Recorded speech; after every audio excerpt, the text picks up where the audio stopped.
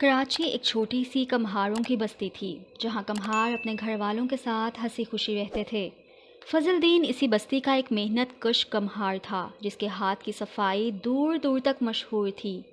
گڑیا ان کی ایک ہی بیٹی تھی اور گڑیا صبح سویرے اٹھ کر گھر کے کام میں ماں کا ہاتھ بٹاتی، پھر اسکول چلی جاتی۔ اسکول کے بعد وہ اس کی سہیلیاں خوب کھیلتی۔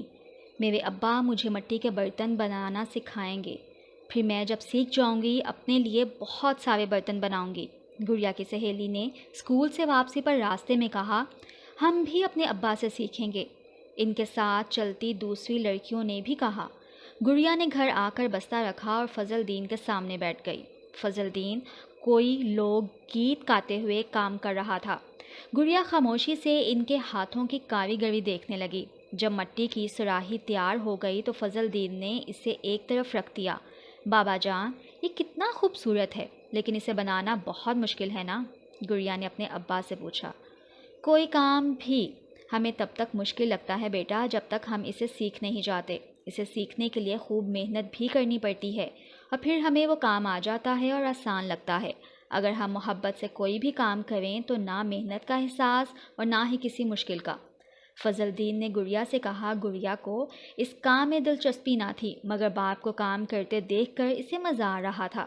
کچھ دن بعد اسکول میں ایک دلچسپ مقابلے کا اعلان ہوا۔ چونکہ یہ کمہاروں کی بستی کا اسکول تھا اس لیے مقابلے میں مٹی سے اشیاء بنا کر لانی تھی۔ ایک ہفتہ بعد یہ مقابلہ رکھا گیا تھا۔ بابا جان، اگلے ہفتے اسکول میں مقابلہ ہے اور مجھے آپ سے یہ کام سیکھنا ہے تاکہ میں بھی مقابلہ میں حصہ لے سکوں، گڑیا نے گھر میں داخل ہوتے ہی فضل الدین سے کہا۔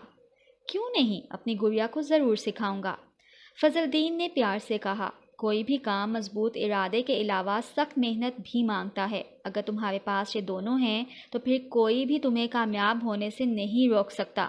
آہستہ آہستہ اس کی دلچسپی ختم ہو رہی تھی۔ وہ تھوڑا سا سیکھنے کی کوشش کرتی پھر کھیلنے چلی جاتی۔ ایک دن وہ اپنے ابا کے پاس بیٹھی تھی اور اس نے اپنی بیٹی سے کہا، کامیابی کے لیے ضروری ہے کہ جو بھی کام کرو وہ صبر اور محنت سے کرو ورنہ پچھتانا پڑے گا۔ بابا جان، اب میں بھی پوری توجہ اور محنت سے سیکھوں گی، گڑیا نے کہا۔ اس دن کے بعد گڑیا بڑی محنت سے سیکھنے لگی اور اگر کام خراب ہو جاتا تو پھر کوشش کرتی، بد دلی سے چھوڑ کر نہیں جاتی۔ گڑیا نے اتنا تو سیکھ ہی لیا تھا کہ وہ مقابلے میں حصہ لے سکے۔ مقابلے والے دن سبھی پرجوش تھے اور گڑیا کو امید تھی کہ وہ بھی مقابلے میں انعام حاصل کر لے گی، لیکن اسے کوئی انعام نہیں ملا۔ بابا جان، میں نے کتنی محنت کی تھی، پھر بھی ہار گئی، گڑیا نے فضل الدین سے کہا۔ ہار پہ دل چھوٹا نہیں کرتے بچے، ہو سکتا ہے کہ جن بچوں نے انعام حاصل کیا ہے انہوں نے زیادہ محنت کی ہو۔ پہلی بات پر ہی سب ختم نہیں ہو جاتا، اور یاد رکھو ناکامی کامیابی کی پہلی سیڑھی کو کہا جاتا ہے، اس لیے تمہاری یہ بار اور تمہاری یہ ہار یہ آگے تمہارے لیے ہی کامیابیاں لے آئے گی، مگر شرط صرف محنت اور لگن کی ہے، فضل الدین نے گڑیا کو سمجھایا۔ اور اس دن کے بعد گڑیا اسکول اور کھیل کے ساتھ ساتھ پھر سے مٹی کی چیزیں بنانے لگی۔ کمہاروں کی بستی کا یہ اسکول صرف 5ویں جماعت تک تھا اور اس کے بعد پڑھنے کے لیے شہر جانا پڑتا تھا۔ اسکول کے ہیڈ ماسٹر نے سوچا اسی طرح کا ایک مقابلہ بڑے پیمانے پر رکھا جائے، اہم تعلیمی افسران کو مدعو کیا جائے تاکہ وہ بچوں کی قابلیت پر ان کی حوصلہ افزائی کریں اور اسکول کی مزید جماعتوں کی منظوری بھی دے دیں۔ 3 ماہ بعد اسکول کے سامنے بڑا سا پنڈال سجایا گیا تھا۔ پنڈال لوگوں سے بھرا ہوا تھا اور اسٹیج پر مہمان بیٹھے تھے۔ مقابلے میں حصہ لینے والے بچوں کے بنائے ہوئے شاہکار بڑی سی میز پر سجائے گئے تھے۔ مہمانان گرامی کی حوصلہ افزا تقاریر کے بعد انعامات کی تقسیم کا سلسلہ شروع ہوا۔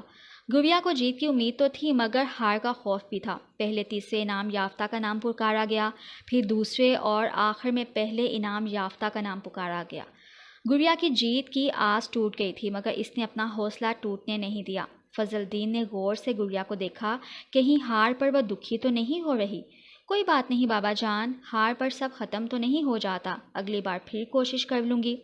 تینوں انعام یافتہ بچوں کو انعام دیا جا چکا تھا اور اصولاً تو انعامات کی تقسیم 3 درجوں میں کی جاتی ہے، مگر ہم نے سب سے خاص اور بہترین شاہکار کے لیے الگ سے انعام کا فیصلہ کیا ہے۔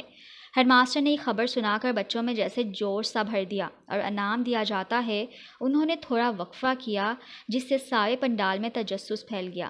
گڑیا فضل دین۔ ہیڈ ماسٹر نے مسکراتے ہوئے گڑیا کا نام پکارا جو بے یقینی سے اسٹیج کی طرف دیکھ رہی تھی۔ پھر گڑیا دوڑتی ہوئی اسٹیج پر اپنا انعام لینے گئی اور پورا پنڈال تالیوں سے گونج اٹھا۔ بابا جان میں جیت گئی، گڑیا نے ٹرافی لہراتے ہوئے فضل دین سے کہا۔ ہاں گڑیا، تمہاری محنت اور حوصلہ جیت گیا۔ فضل دین گڑیا کو دیکھ کر مسکرا دیا۔